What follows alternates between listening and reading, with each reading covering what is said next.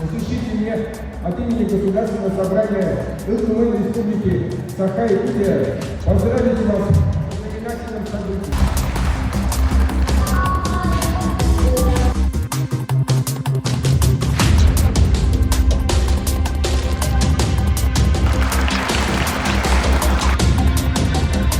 Управа строительного округа совместно с ДЮСШ номер 3 проводит ежегодно в конце ноября, в начале декабря традиционный турнир среди юношей. Он имеет статус республиканский, потому что принимают активное участие представители многих районов. Сегодня 134 юношей из 8 районов принимают участие в данном турнире. Турнир посвящен заслуженному тренеру Российской Федерации Владимиру Дмитриевичу Попову, который воспитал в свое время многих чемпионов, призеров международных, всероссийских, республиканских соревнований по вольной борьбе. Мы говорим, что вольная борьба – спорт номер 1 в Республике Саха-Якутия, и управа поддерживает здоровый образ жизни, поддерживает детский спорт.